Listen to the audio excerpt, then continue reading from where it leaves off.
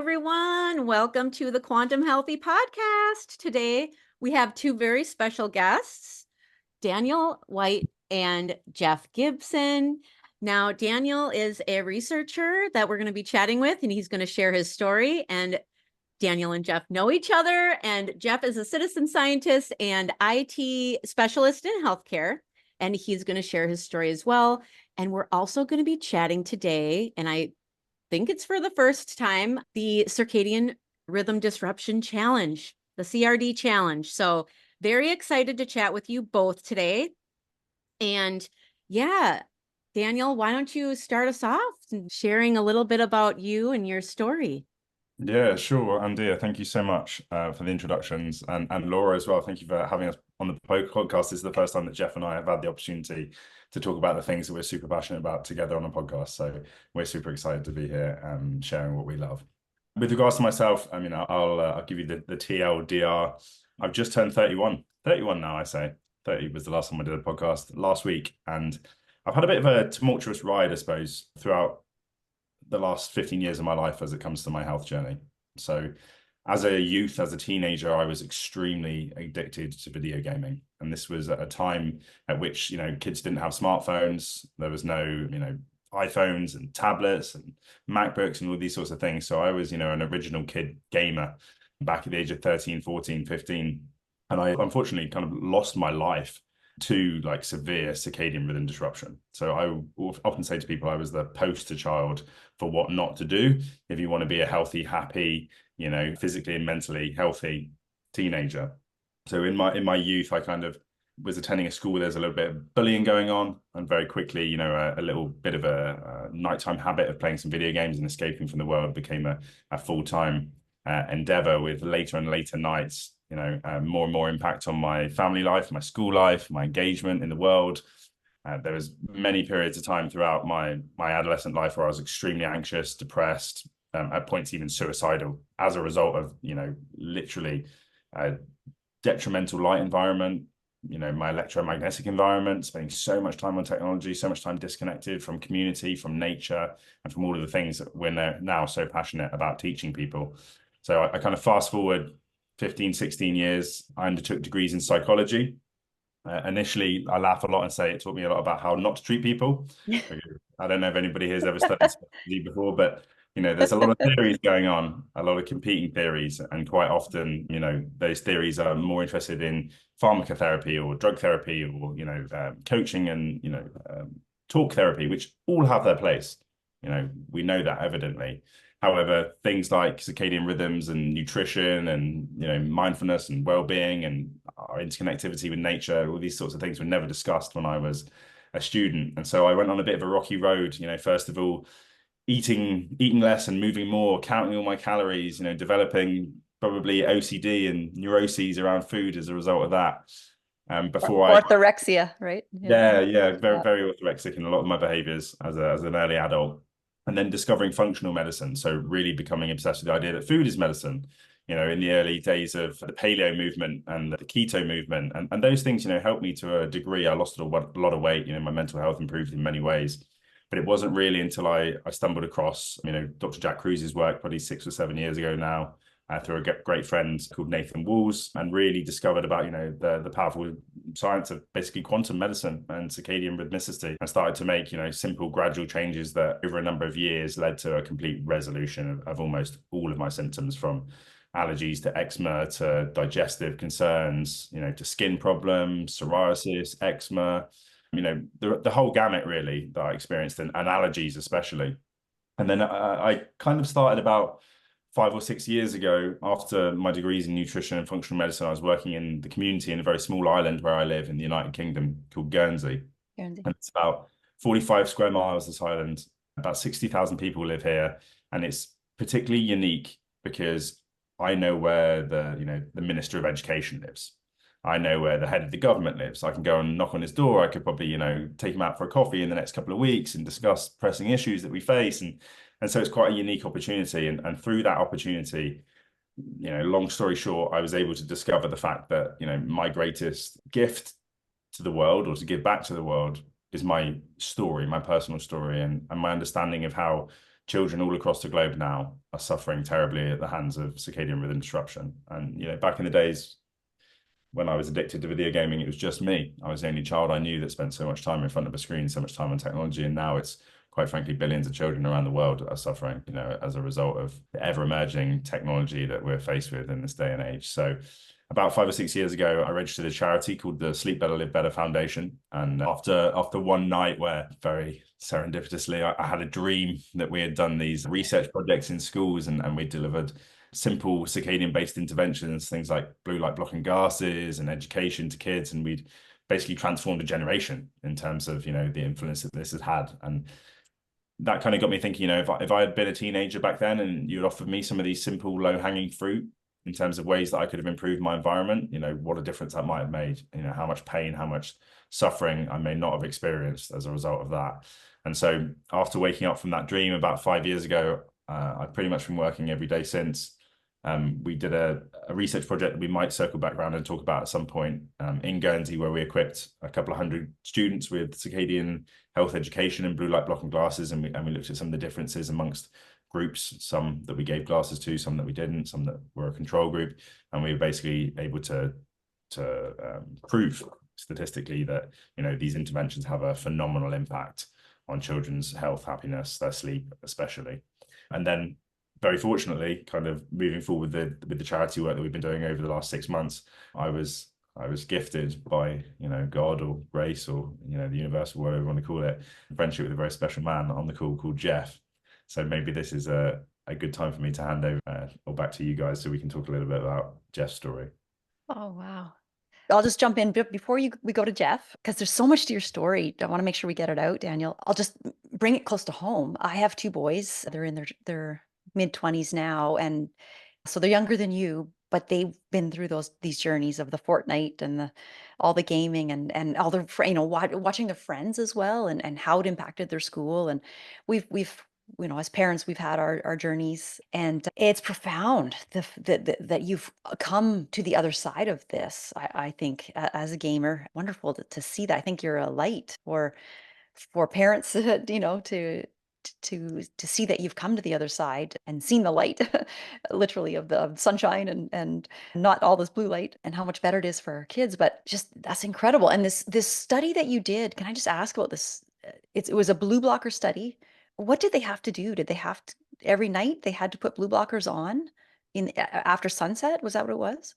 Yeah, so sorry, there's a little bit to unpick there from what you said, and there's one really important point I want to get across before I talk about the study itself. Okay. And that's a bit about the situation that we face as communities, as parents. I'm a parent of a 4-year-old girl at the moment. She's a little bit off the games in the Fortnite yet, but she'll get there. And that's there's been a lot of pressure put on us as parents and on us as individuals to make ethical and moral decisions about how we allow our children or ourselves to engage with technology. And we put a lot of responsibility on the parent to project the rules and the obligations to the child about how they should and they shouldn't use this technology. But I think that it's a little bit like the food industry when we say you should be able to control your cravings, you should be able to back in the day, it was for me, it was you should be able to eat less and you should be able to move more, and that's down to you, and you need to solve these problems for yourself. But the reality is that institutionally we're not educating children about the contraindications of technology from a very young age. Mm-hmm. So, having worked with a lot of families, a lot of adults, and seen the struggle in, disseminating that information from a parent down to a child, I kind of realized that, perhaps if we want to see, better outcomes for these children, we need to create better systems that deliver them. And so that was really like one of the motivating and driving factors for doing research in schools, because I thought to myself, if we can prove a concept within a school, it was something that we can scale in terms of education or interventions with tools such as blue light blocking glasses. This is something that could transform society at large, as opposed to, trying to get in touch with parents to then give them information when they're usually overwhelmed and stressed, and they have their own unique relationships with their children and reasons why children may not want to listen to their parents, and that whole gamut of things. So that's kind of what spread on it. And you're right, in many ways, and I don't always necessarily appreciate it enough, when I speak to young people and I speak to children about this, I can literally tell them I've been there. I've been the child that couldn't come off the screen, that was so addicted that I didn't want to do anything else. And yes, certainly games and algorithms and the way that social media and all of these platforms and programs are developed these days is very addictive. And that's, you know, maybe a slightly separate conversation in itself, but that, you know, dopamine fueled, cortisol driven drive to remain engaged with technology later and later into the night is something that we can do something about if we teach children, you know, some of the simple biology and the physics behind like light in their environment. And so that was the aim of the study, really. What we did was we took about 500 children overall and we split them into 4 groups. So we called it an open level waitlist study. I was advised by the academic mentor that I was working with that we needed a control group, you know, to prove outcomes. And at the time, because I was solo funding the whole thing, I didn't want to buy pairs of, you know, bogus blue light blocking glasses, for example. I thought that people would probably very quickly figure out that, you know, wasn't the case, that they didn't have the real deal. And so what we did was this study design where we had the first group of children who were asked to wear these amber lens blue light blocking glasses for 3 hours before bed. And the glasses themselves, the lenses of the glasses were very kindly provided by Viva Rays. So Rudy and the crew at Viva Rays who collaborated with us in the study. And then the second group of children were provided with glasses and 2 educational workshops. The third group of children were only provided with the educational workshops where we looked at things such as, you know, morning and evening routines. We talked about light exposure. We spoke about blue light, you know, how to filter blue light from screens and mobile phones and such like that, but they weren't given any blue light blocking glasses as such. And then in the fourth group, which acted as the control group, they just went on a wait list. So they didn't have any of the interventions. They didn't have bogus glasses or, you know, bogus education or anything like that. They just went along as normal. And so what we were able to see is that, you know, when we gave glasses, and in particular glasses in education to children, you know, sleep outcomes improved phenomenally. Sleep. And now, were there other effects like with their like anxiety or like mood or and school? Like, did you have questionnaires, you know, where they had to fill in So yeah, details and things like that? what we did was self-report questionnaires. We used something called a sleep disturbance questionnaire because, again, you know, I sit in this curious position, like between mainstream educational institutions and then like the quantum and circadian health stuff. And so the way to enter into schools was, you know, through the guise of providing sleep education. And obviously we know that it's a lot more than sleep education, right? But ultimately there is a defined problem in schooling systems around sleep in children. So they want answers to that problem. So we were very able kind of to provide that, if that makes sense. Yeah. But the questionnaires themselves essentially looked into kind of 4 main factors or facets. One was sleep quality, sleep consistency was another, stress and anxiety before bedtime. So, you know, anxiousness and, you know, issues falling asleep. And then also like next day alertness and focus. So not just looking at, you know, sleep, but also the impact that was having in terms of mood and then like next day performance. And did you really see, like, was it statistically significant? Did you really see the difference in the results? Yeah, so we saw improvements in all 3 groups. We saw the strongest improvement in the combined intervention group. So when we gave glass plus education, we saw almost the same improvement in the glasses group alone. And then in the education group, we saw about half the improvement of those groups.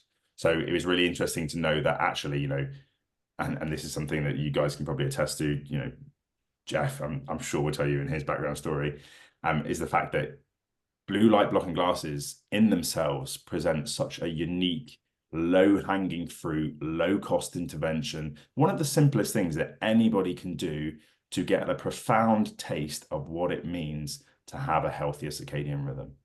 And the knock-on impact of that, and this, a lot of this has been anecdotal coming back from the schools and the children, is understanding that, you know, these children have maybe now got, to put it in, you know, a gaming term, they got like 20 more energy points every day, you know, and they've got 10, you know, 10 extra motivation every day. And, you know, they got 10 extra energy for their sports class, or, you know, they're 10% more curious about what the world around them is doing to them. And ultimately, you know, it's one thing to get a child to sleep better, but it's another altogether to like unlock a sense of curiosity for these, quite frankly, decentralized solutions that, you know, will, in my opinion, influence the trajectory of the future on this planet. Because ultimately, we face a lot of problems as a species on planet Earth, right? And many of us are working very hard and very diligently to solve those problems, but they're not going to be solved within our lifetime. And so who is going to solve them? It's going to be our children, their grandchildren. And so, in my opinion, you know, one of the most important and powerful things that we can do now as a generation is to equip them with the freedom that will allow them to explore those solutions. And at the moment, what I've seen of the world in the last 15 years, my classmates, my friends, my colleagues are seemingly less free than we were as children now. Yeah, it's amazing. Yeah. Yeah. Just update on my own to bring it close to home, because your story brings up so much for me, but there is light at the end of the tunnel. My own kids now have found a new wonderful addiction. It's called Frisbee golf, and they are out in the woods and playing this. They just can't get enough of it, and I'm still so thrilled. And I'm sure that because of that, it's funny, their bedtimes seem to be earlier, and I'm sure they're sleeping better, and there's all kinds of great effects. But yeah, it's been a journey, and you as parents, there's like, to highlight what you said, it's a teenage years are rebellious years, and even though sometimes you present the information, they have to choose it themselves. It's got to be their journeys, and you can't necessarily, you can try your best, and yeah, it's definitely a challenge. But I'm happy for you with a 4-year-old, and I think Jeff, we'll get to Jeff now. We'll have to, Jeff, in when we talk to you, please let us know if you are a parent, and what age. But I'm excited for you as dads, quantum dads, we'll call you, to bring up your kids with this information, and so enlightened. So thank you, Daniel. We'll probably come back to you, but Andia, do you have any last questions for Daniel on his journey? Yeah, I was going to just ask about your recovery. So my background is in addiction counseling, and so many people had addiction to, whether it be internet or something in regards to blue light. And as we all know, it's addictive by design. And there's a layering when someone's, addicted to a chemical, and then they have a behavioral addiction on top of it. And I'm just wondering if you can share a little bit about how you recovered from your behavioral addiction of gaming, and just share a little bit of hope for our listeners. Yeah, absolutely. Yeah, you're asking me to go quite retrospectively deep now. I think, at the worst, I didn't care about anything else. So I had no drive or motivation to attend school, or to play with friends, or to make new friends, or to wash the dishes up for my mum, or to spend time with loved ones, or anything like that. And it definitely wasn't a day and night process. For me back then, beginning to like spend more time in nature, I think, was one of the key pieces for me personally. I mean, obviously, this is going back quite a long time, and really, I mean, I look back, and I think, one addiction really just turned into another one. After gaming came an addiction to calorie counting, came an addiction to the gym and how many steps I was getting in every day, and came an addiction to studying, became an addiction to this and to that. And it wasn't really truly until I embraced like nature and community, and combining those two things, right? Spending time doing human activities, which is spending time with other human beings, touch, sight, smell, laughter, in nature, in sunlight in particular. And I do notice, still, I mean, I'm only a human being, right? Ironically, I still play some video games sometimes. I still enjoy myself in that way. I have a much better balance with those things now, but I recognize that, in the winter, when there's a lot less sunlight, because I'm in the UK, in the Northern Hemisphere, right? So it gets real dark in the winter here, not as dark as, some of the Scandinavian countries and stuff.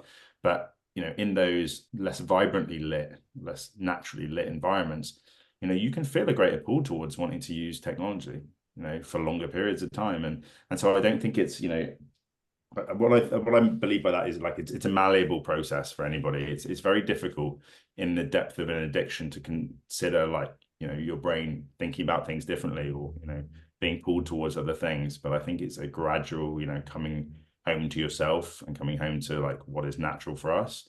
For me, there were many other pieces to the puzzle. There was a lot of childhood trauma stuff going on, a lot of needs for escapism and such like that. But I wasn't really able to like really see the forest for the trees, I guess, until I started to like disconnect myself from what I now know are like the biophysical factors that were keeping me locked into those addictive patterns of behavior. You're like neurochemically, the dopamine, these slew of hormones that I was getting from achievements within the game, and from being blasted by so much like blue light, day and night.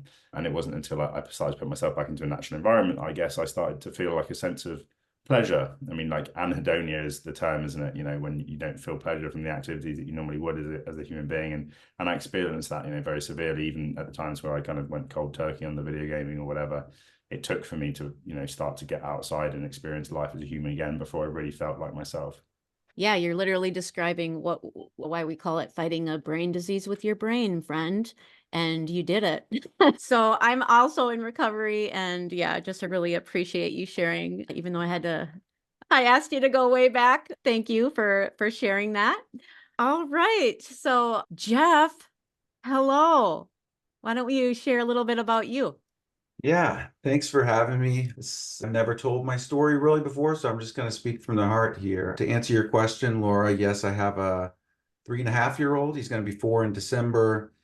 Okay. And I'm just so grateful that I've recently figured out all this light stuff and truly felt the impacts myself, and that I'm able to, gift my son with a healthy and robust circadian rhythm. Like he parrots back some of the things I say to him these days, like the sun makes us happy and healthy. Like he wants to be outside. If the sun's shining, he's like just yearning to be outside. And so I'm just thankful to just have the ability to give my son a robust circadian rhythm, and he'll have normal hormonal development and normal happiness levels that a child should have. And he's growing up not fearing the sun. We block that out and stuff with sun shirts and hats and everything, but that's a whole nother topic. So a little bit about my story. So basically, where to start? First, a little bit about my job you were asking about. So I work in healthcare. I work in healthcare IT. So I work with doctors and nurses and stuff to make sure the software is built to work for their workflow, like designing the system. I've been working in this space since about 2008, and I was working on it whenever electronic prescribing first come out. Examples of things that I do would be like during the COVID years. Back in 2020, I helped develop like a COVID dashboard so we could see which patients in the hospital, color coded to the ones you could see visually who needs their recurring test and who is in isolation and things like that. So those type of things, report writing, stuff like that. So I work in healthcare, but I have no clinical acumen to speak of. I have no MD or any formal training, other than just I've been digesting as much of this circadian science for the past year and a half as possible.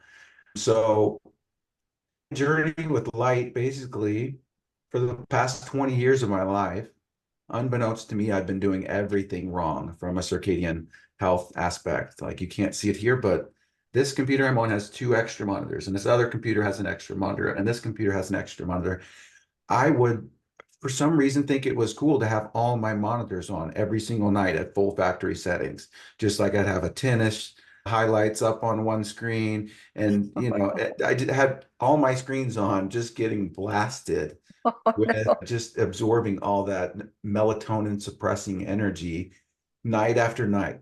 And I don't know, I have an EMF workshop, and it's this old slide. I don't know if you've seen it. And it's this poor guy. It's a cartoon, and it's an office setting, and it's like this is probably made 10, 15 years ago, but it's the printer, and it's like the screen, and that's what I started to giggle, because that's what I'm envisioning is just all this non-native EMF and blue light just coming at you, and you're oblivious, right? You don't know. exactly. I had no idea. And my lights would be on, bright blue LEDs all throughout the house. The floodlights in the kitchen would all be on. Just, you know, like most people, Ra- raising your it's just an dopamine. illumination. It's just a flick of the switch. You have no idea that it's actually impacting your health in any way. But, after I heard that Tetragrammaton podcast last year, a buddy I was playing tennis with. Can you tell us about that? People won't know what that is.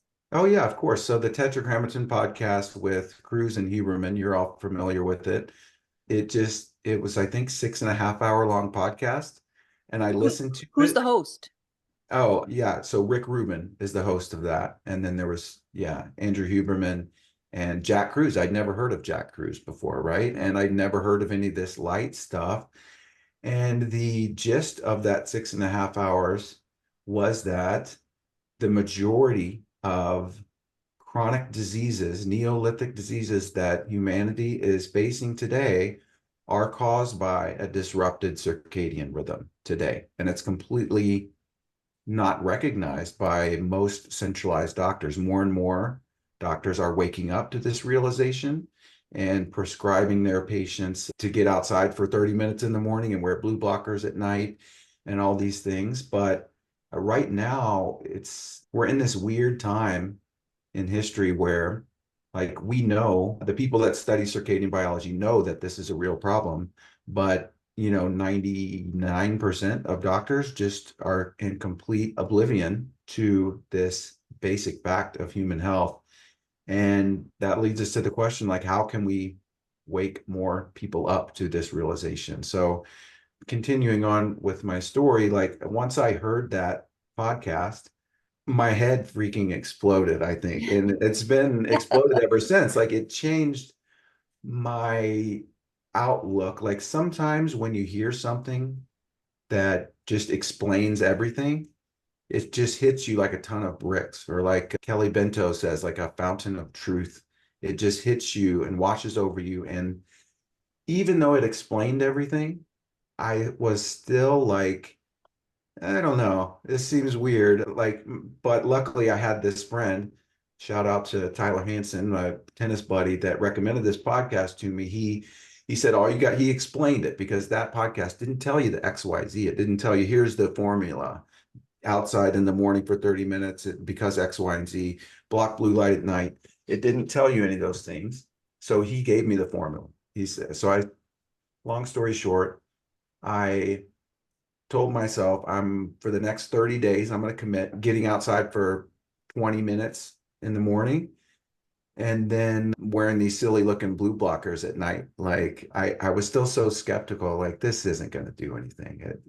But I was dead wrong. Like, it worked. Within the first week, I was waking up without an alarm clock for the first time, just eager to start the day, waking up earlier and earlier. And this was in the middle of like spring, to where the sun was coming up at 6. I always used to wake up at like 7:55, just enough time to get a cup of coffee and go straight to my desk. But now I was waking up and actually enjoying quiet time, like sitting outside.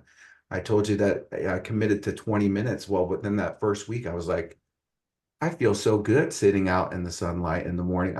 It turned into like an hour and a half or 2 hours. Like, I would be out there a lot. And then blocking blue light at night was a huge factor for me. Like, within a couple of weeks, I noticed drastic levels of energy improvements and mood. And by the time that month was over, I was like, holy crap, this is real. I don't need to see any more studies to prove it to me. I feel the difference in my health, my vitality, my happiness. Like, I had this, I don't know, newfound passion for life that I haven't had since I was a teenager.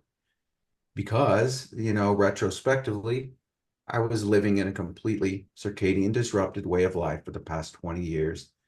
And it's had all these impacts on my health. I just thought it was normal to like wake up feeling groggy and have to hit the snooze button 5 times. And now I know that that's, completely false, we'll say. So long story short, I feel so much better. And I after that knowingness washed over me, feeling the effects of an improved circadian rhythm, then I started like just thinking, how the heck do more people not know about this? And I started getting into the communities like Jack Cruz's forum, the Quantum Biology Collective, joined Kiera's Skool group, and recently joined Kelsey Dexter's Skool group. I just have this need to ingest all of the science and try to find ways to disseminate it to people. And at some point last year, when I was just kind of just yearning for an answer, like, how do we get this message out?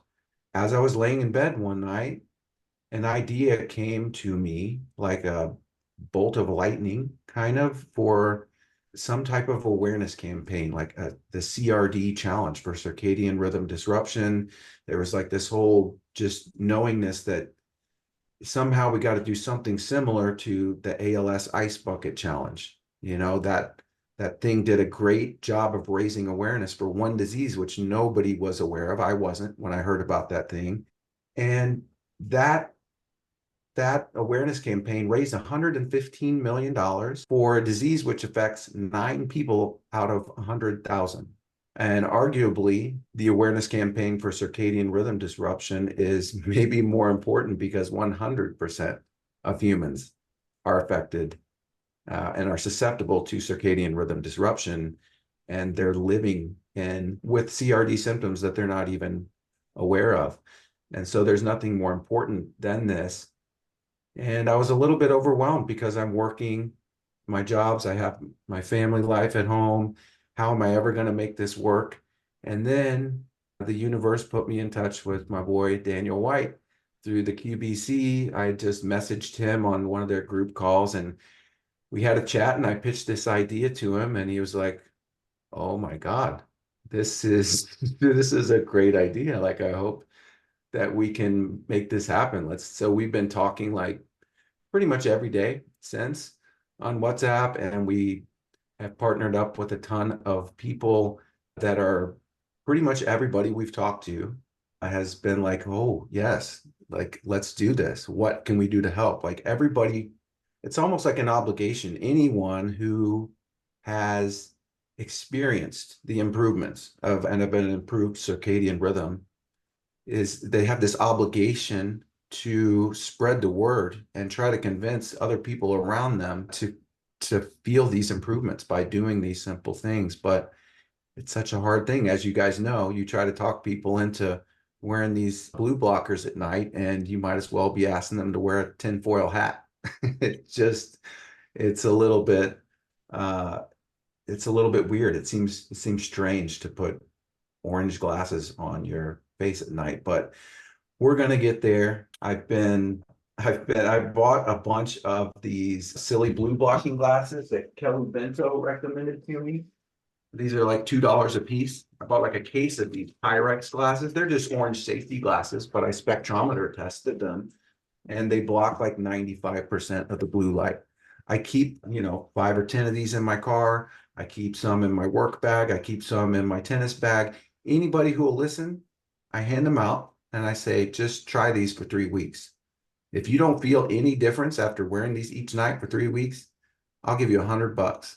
Nobody's taking me up on that, but like, everybody who tries this consistently feels the results. And so, I sent some of these to my friend Ryan Mitchell Brown, and he's been handing them out at farmers markets. I sent them to another lady, Heather, who is handing them out in like Gig Harbor, Washington. So yeah, I'm kind of going off the beaten path of my story here, but nothing lights me up more than just spreading this message of light. And so I'm thankful beyond belief to have come in contact with Daniel, because everybody else that I pitched this idea to prior to him didn't have the time or the inclination to put the resource time to this that's required.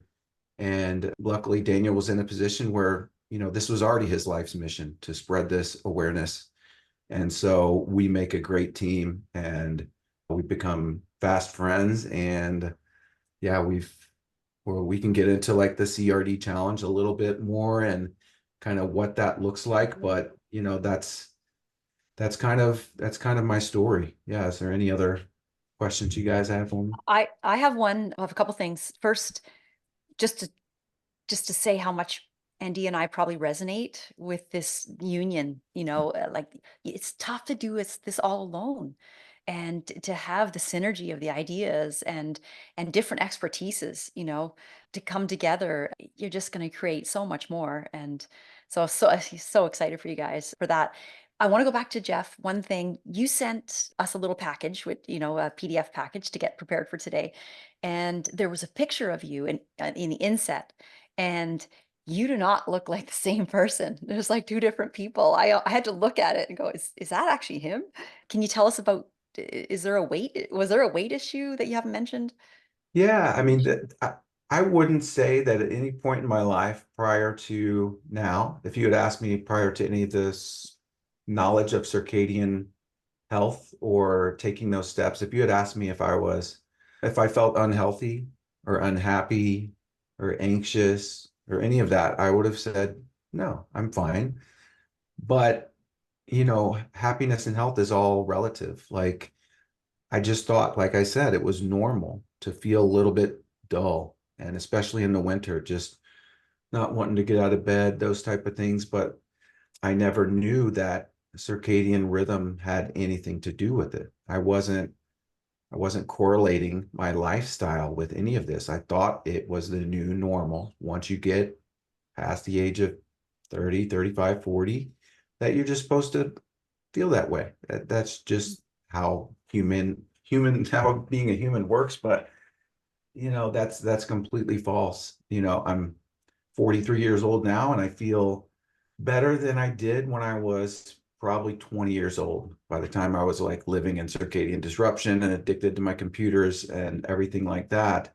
So to answer your question, there was never really a weight issue. I think the heaviest that I was maybe 215 pounds or something like that.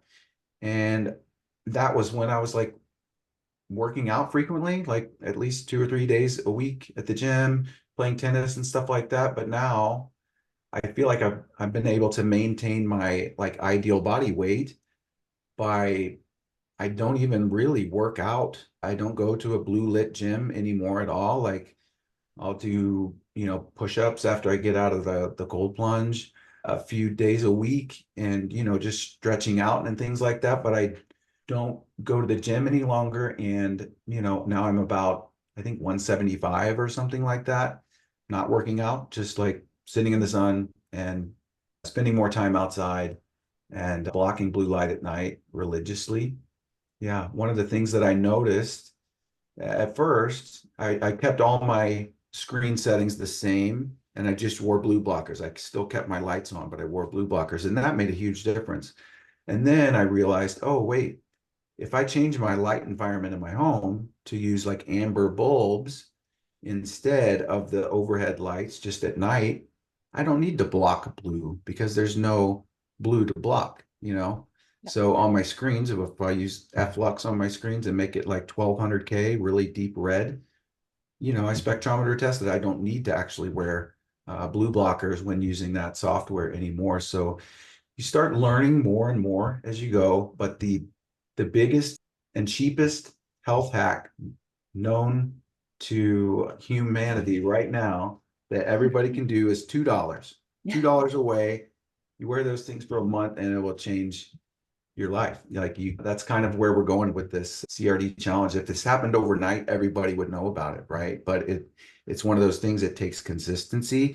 And the idea behind the 3-week challenge is that hopefully anybody who tries these circadian steps to improved health will experience greater mood, better mood, improved energy levels, all these things a little bit, and then they'll never want to go back to their circadian disrupted ways of life again, in the same way that I'm never going back to my old ways again. So that's kind of the idea, that we're going with there. But yeah.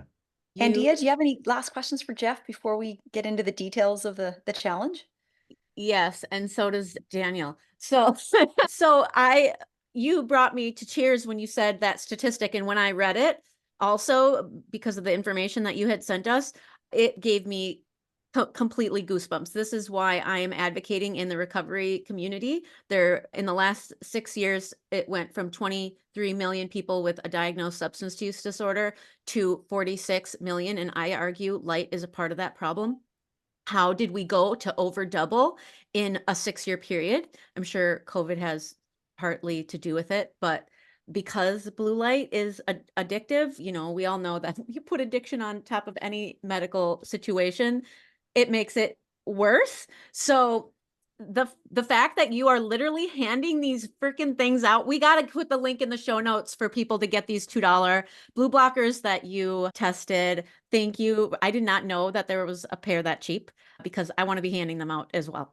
So I'm going to get on that bandwagon with you. Daniel, what did you have for Jeff? Yeah, so just a couple of things that I wanted to share. You mentioned a very important point, and it really made me think a lot about my childhood. And Jeff said that, he and I'm sorry, I'm slightly paraphrasing here, Jeff, but you mentioned that, it was almost like your passion or your zest for life, you hadn't even noticed that it wasn't present.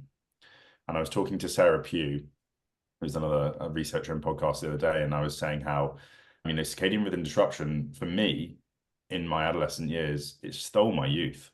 I was never motivated or passionate about anything in my life as a teenager. I couldn't even fathom what like drive and motivation were to make friends or to spend time with family or to do anything, right? And so like that's one of the reasons that I feel so passionate about it, is because people of all ages, there's a really awesome image and infographic that you would have seen in the deck that we sent you, and it plots on a graph. It plots like age from infancy through to adolescence into adulthood into older age, and it plots the disease severity on the other side, and it looks at all of the diseases that are associated with circadian rhythm disruption, and it's everything from acute tiredness, fatigue, growth-related problems in childhood, mood-related issues, motivation, engagement in school, these sorts of things, ADHD, anxiety, autism, lots of these diseases that are becoming more and more prevalent in childhood, but then all the way through to older age, dementia, Alzheimer's, and everything in between, from metabolic dysfunction to neurological conditions to everything that is associated with everything. But I think the most hidden factor here is like the lack of life force, and that is profound, because one of the biggest things I think we face as a society now, or as a species, is a loss of like community connection and engagement, a loss of like motivation to live in the tribalistic, environments in which we once did, where, we were successful in how we related to other people and how we resolved our traumas and our differences and how we creatively, came up with solutions to problems. But it's like that light isn't on now. It's like someone's turned the lights out and it's time to turn the lights back on again. And then a really profound quote just literally came up for me right now. And Jeff was saying about, and I've felt this, it's like a state of like loneliness and isolation, right? And you found something that you're so passionate about, and maybe you feel like a bit of a quack, or no one else around you understands this thing or knows about this thing, but you're just convinced, like the truth inside you tells you that there is something in this, and you have to move towards it, you have to walk towards it, you have to make this more a conscious part of how you live your life, and disseminate this information. You don't know how or where or when.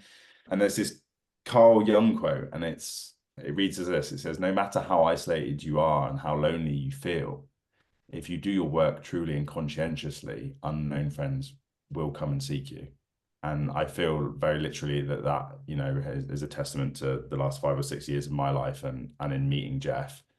I was pretty profoundly blown away by some of the stuff that I was doing 6 months ago, and it's been a struggle, to say the least, financially and various other factors have made life not that easy as I've trodden this path. But again and again, the right people, the right times, the right friendships, the right relationships, they reveal themselves to you when you are lit up and when that light is on. So I just wanted to kind of share that. It resonated with me when Jeff was speaking. Beautiful. Thank you for interjecting that. Well, regards to the challenge, with Jeff, I feel like you did the first challenge by your 30-day one that you did on yourself. But this CRD challenge, I think is how you're calling it. Can you tell us, like, are you guys it? Is there a bigger team behind this? We have a bigger team. Yeah, there's Daniel, maybe you could introduce how you met Avi and Lauren, and maybe touch on Quantum Leap Foundation that we're setting up. Yeah, definitely, that's a good idea. So a couple of years ago, as I said, I was running the Sleep Better, Live Better Foundation, which was basically a solo enterprise. And at the time, I was appearing on a few podcasts, like Quantum Biology Collective podcast, and then the Sarah Kleiner podcast as well. I think it's called Evolving. And I was contacted at the time called Avi and Lauren, and they contacted me saying, "Look, we've got a foundation. We'd really like to support your foundation, and just help you to do this work. Your story really resonates with us." And after several conversations over several weeks and several months, Avi and Lauren and I were pretty, hell-bent on scaling the work that we were doing with the charities, having regular discussions. And then Jeff arrived, and then shit really got excuse my language, spicy. And ever since then, it's been the four of us working, primarily Jeff and I, you might call us like the face of the challenge. We've got a lot of good relationships in the space with a lot of the ambassadors, including, you two as well, which is really what this challenge is about. It's about establishing community, and it's about establishing common goals amongst people who have common passions, and, pushing that wave of conscious intention out, into the universe, and what will be as a result of that. But yeah, ultimately behind the scenes, there's been about, time's been flying, Jeff, right? It's been 6 months almost. I think it has literally been 6 months since we met, and it's been 4 months where we've been, working on this. I've been working on this full time, at least for 4 months. Jeff's been pretty much almost the same. Abby and Lauren are, also involved in other businesses as well, but they're complementary businesses. So, just when we needed the videographer arrived, and just when we needed the IT dude, Jeff arrived, and the inspiration for the challenge, and then, the various other facets that each of us in the team bring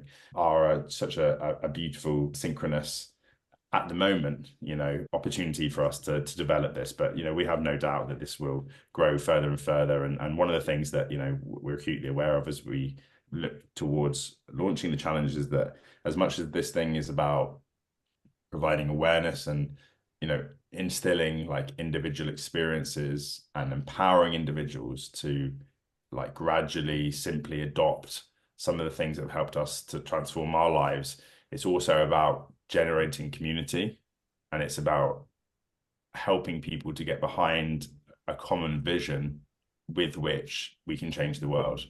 I don't believe anybody alone, but a small group, initially. I think there's a quote somewhere, I'll butcher it right now, I'm paraphrasing. I got it at the end.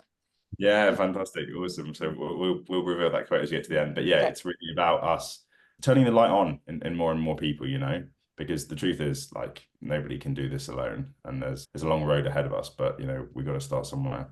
Yeah, and I think the one thing I'll say on that is, the CRD challenge is essentially a free place, a community that people will be able to join and learn all the XYZ that you have to do that I wasn't explained. So when I heard that podcast and my mind was blown, and okay, yeah, so this is the truth. Now, what do I do about it? There was no XYZ of what to do. I was told, go read the Jack Cruz blogs. Those are like pretty complex to comprehend.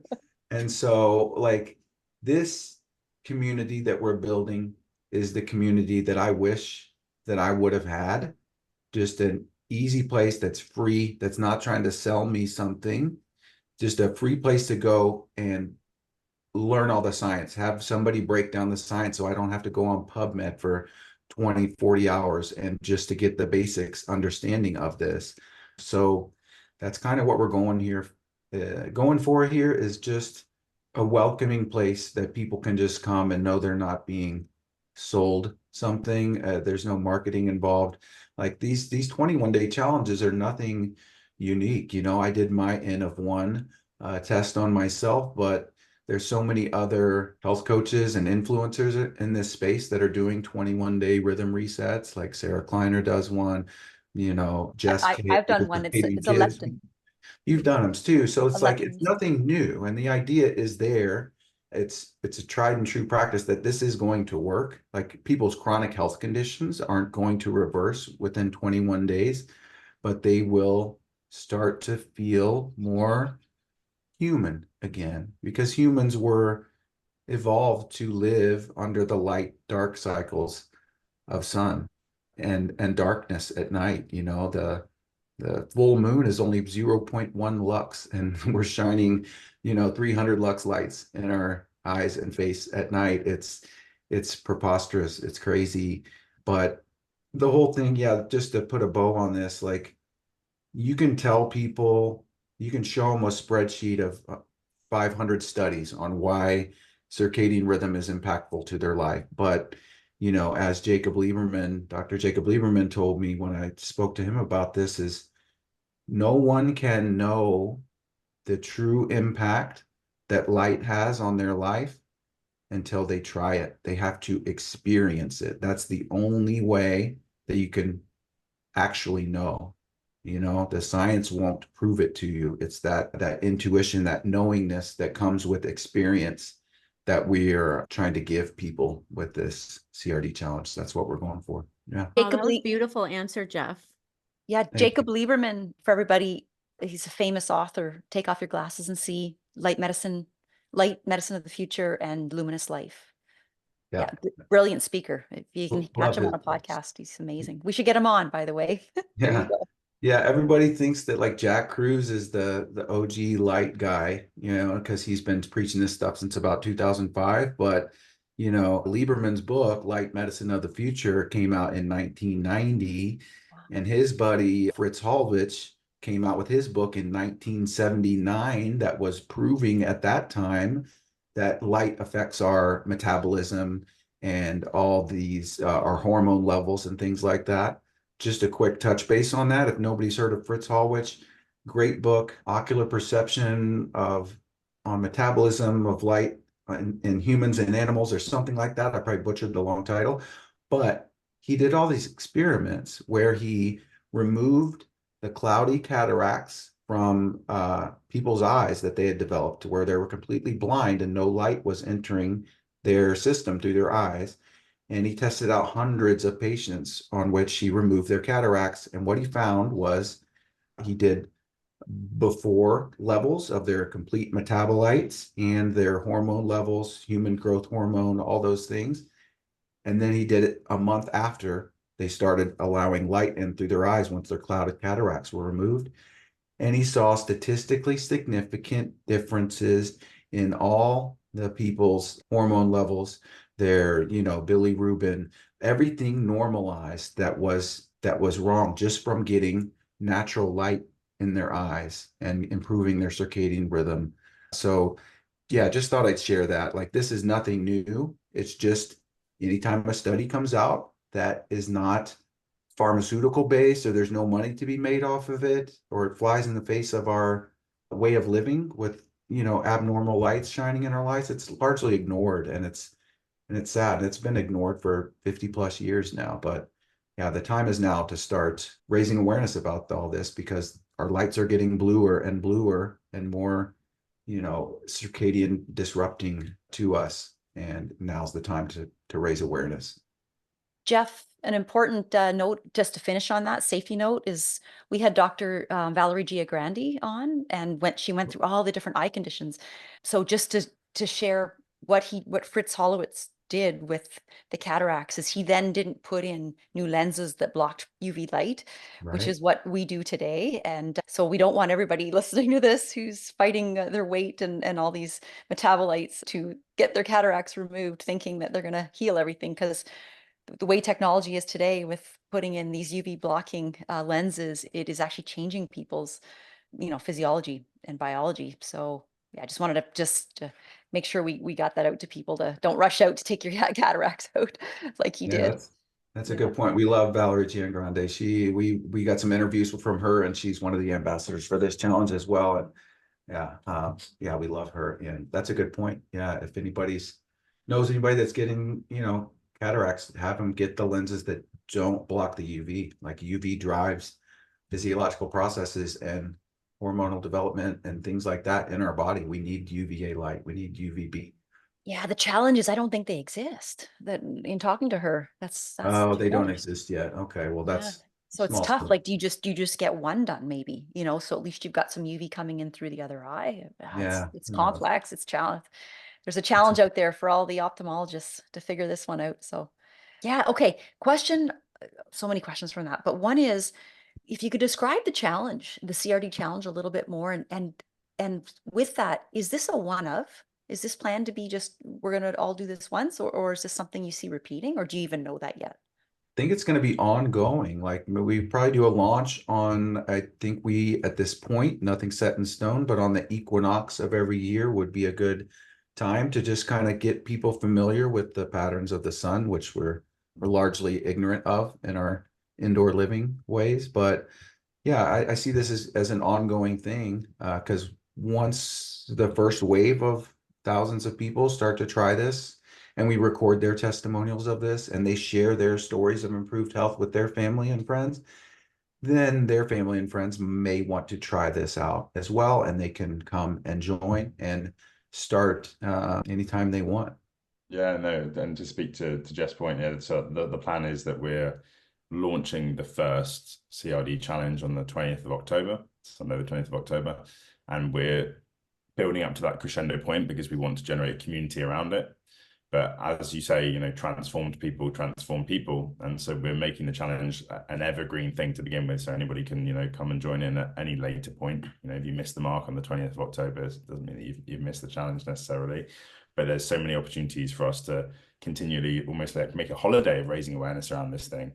And the truth is, we have no idea where it's going to go at this point. We have up to about 150 ambassadors that we anticipate being on board at this point. Jeff has done a phenomenal job of interviewing a lot of those people. We have a breathtaking video advertisement which will be released around the challenge from our videographer, which Jeff has compiled from many interviews with some of the big names in the space at the minute, such as, Jacob Lieberman, Dr. Max Goldhain, Dr. Alexis Cowan, Dr. Kelsey Dexter, and we've got some incredible content within the challenge, bonus content from some of these doctors as well. But to speak to, what the challenge is, I guess, having developed it, it's a bite-sized 21-day educational learning journey. It's a step-by-step process that honors how human beings change and adapt their behavior. It's not a bite off more than you can chew phenomenon. It's not a, run before you can walk idea.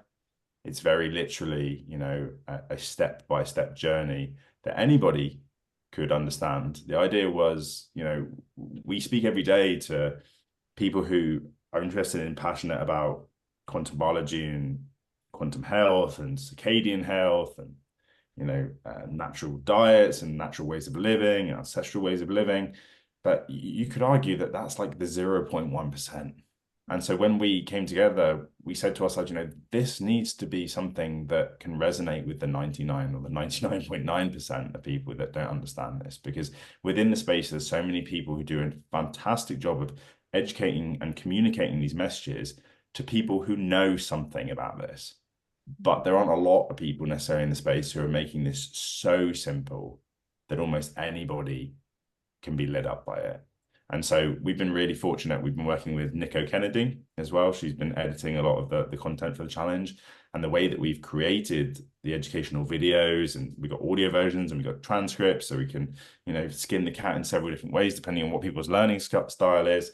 But the purpose was, making this quite literally so that and I hope that I don't butcher this because I'm not American, but I think I'm getting it right, so that a 7th grader could understand this, that a teenager could appreciate this information, and so that we use appropriate infographics and visuals and explain the story in a way in which perhaps it hasn't been explained before, or it has but not at this level of awareness in terms of the amount of people that we hope to reach.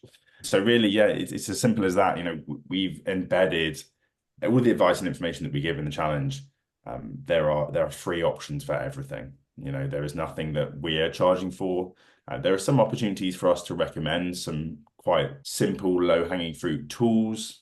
Some of them we've spoken about on this podcast already. I don't want to give too much away about the challenge because I don't want people to think, oh, I've already ticked all those boxes and I don't need to come and take part in this thing, because this is about so much more than just refining maybe the circadian or the quantum behaviors that they've already developed. This is about helping people to understand how they can educate other people about this, helping to put this into simple layman's terms, helping to generate community and momentum and vision and passion and pride around our ability to, live in a way that's recommunion with nature, really. So yeah, that's a little bit about it. But I think Jeff and I, and no doubt Abby and Lauren will also agree that I guess we decided to jump off the cliff and learn to fly on the way down. And that's what we've done. We've built this thing in the air, traveling at what feels like light speed, coming up to this date at which we're going to launch it. And how are we ever going to do all of this? And it's all just slotted into place. And so whilst we can sit here and we can theorize and we can postulate on, this is going to happen and these many people are going to take part and we're going to meet these people and this is going to be what comes next, we have no idea. We have just summoned our best intention and our highest aspiration to put this, positive movement out into the world. And, it's already bigger than us, and it, will become profoundly greater than any of the four of us in light speed, no doubt. Yeah, I think the only thing I'll add to that, Daniel, is, at a high level, what we're doing here is, I'll quote Dr. Jacob Lieberman again, is just his beautiful words were that, like, circadian disruption today is the consequence of living a normal life, what we call normal. And now with this challenge, we're teaching people how to re-embrace what it means to be a human being and to live, to obey the laws of nature, essentially. The light, dark cycles of nature are nature's laws. And if we obey those laws, health and happiness and energy becomes abundant. And all those people that we talked about that unknowingly have their switch turned off or turned down will get dialed up slowly every single day. And, it's just one of those things. We're largely social creatures and we do what other people around us are doing. And as more and more people's friends and family start wearing blue blockers and shifting their screens at night, it becomes more normal. Then that's when the mass kind of awakening will happen, where people start demanding like healthier lighting in hospitals. And, that's years off down the road. But as more and more people start demanding healthier light environments, then that's kind of where we're headed ultimately, long term with this movement. But yeah, we're really excited about it. It's gonna be pretty cool. It's like the whole mission for this is like, how many human lives can we improve in the same way that Daniel's life improved, in the same way that my life improved, and your two as well, by improving your circadian rhythm? Like, how many people can we impact? It's kind of a fun little video game we're playing here, going for the high score. Did ever. That is amazing. I don't want to answer or say that was the answer to our signature question, Jeff, but I think you just, I was going to ask you both well, Laura, do you have any other questions before? Like, just one that might be important. How are people going to learn about the challenge primarily? Like, is that on social media? Is it Instagram, Facebook? How will people know about this? Instagram, LinkedIn. Sorry, go ahead, Daniel. If you don't mind me answer this one, I don't know what time this or time of day this episode will be released, but by that point we will have continued to develop the network of ambassadors whom have kindly nominated themselves to help us spread awareness of the challenge. So we've been developing what we're calling our call to action video and a short form of that, as well as lots of different assets that we'll be spreading all around different social media channels. And what we're really relying on here, what we're putting our faith in and our trust in, I should say, as opposed to relying on, because we know of the power of this, is the network effect. Okay. And leveraging, the waves of people that initially, are very proactive in wanting to actively help us share things, but acknowledging that, this message is so powerful. And again, this is not testament to me or Jeff, but the videographer who we're working with, you, and his work is phenomenal, and how he captures and expresses this message and, the importance of this, I believe will spread like wildfire. I don't know how you feel about that, Jeff. Yeah, it's going to be cool. It's amazing. And, we have so many different little videos and reels we'll be, kind of putting out on our Instagram account, which we haven't done much with. But for all those people that aren't on Instagram, we'll encourage all these ambassadors like yourselves and like me. It's kind of a weird time because most of my family doesn't really know that I have this whole like circadian lifestyle. I kind of try to convince them of some of this stuff a little bit, but I haven't made this a part of my network of regular friends and family on like Facebook and stuff, but I'll be sharing this with them. So the idea is you guys might do the same on your Facebook or whatever other accounts that aren't light accounts, like kind of like we have. So reaching as many family and friends who aren't in this space, because a lot of people in this space, we're kind of preaching to the converted already, and we're not reaching new people. So yeah, we're going to try to massively reach as many people as possible who aren't already aware of these things. Pretty exciting time. Awesome. Daniel, did you have something to add? No, I think Jeff Okay. captured it perfectly. All right. Okay, we are going to ask you both our signature question. Anybody can start. What does quantum healthy mean to you? Yeah, I'll take this one first. For me, it's ease and it's safety, and it's a state of being in which life presents itself in a way in which you recognize, you know, every experience for the value it has in creating a better person, and that better person being you. You know, since improving my light environment, my circadian health, interacting with my environment in a way that's cohesive with my, the quantum state of my biology, I can have greater appreciation for life's journey, where I've been, where I'm going, where I am right now, as opposed to feeling like I'm lost, scared, afraid. Not to say that these emotions don't come up, but the time it takes me to, you know, arrive back on my feet and understand what I've been shown through the various, you know, experiences I'm having in my life, you know, it's a much shorter time frame, and it always, every experience brings its lessons to me very clearly as I journey and grow as a person. Beautiful. Thank you, Daniel. Wow. Jeff, how about you? Beautiful. And yeah, quantum healthy to me. Sorry, go ahead, Andia. Am I cutting out or are you? Nope, there must have been a delay. You're good. Okay.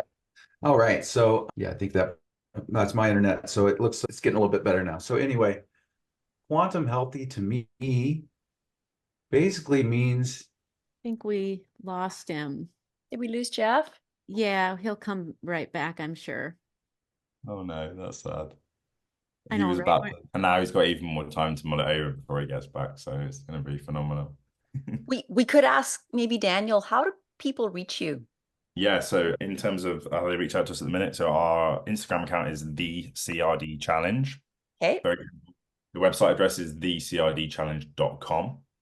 So what we're saying to people is that at the moment, the best way to come and get involved with the challenge is to literally head to the website. There's an opportunity for you to sign up there. You'll be directed to our free Skool community. So that's the best way to go about that. If people want to contact us with regards to partnerships, becoming ambassadors, opportunities to work with their communities, schools, institutions, whatever have you, then it would be thecrdchallenge@gmail.com is our current email address. Okay, sorry, and the website again is the CRDchallenge.com? We'll CRD put it in Challenge. the show notes. I've got them all here. Okay, sounds good. All right, Jeff, you're back.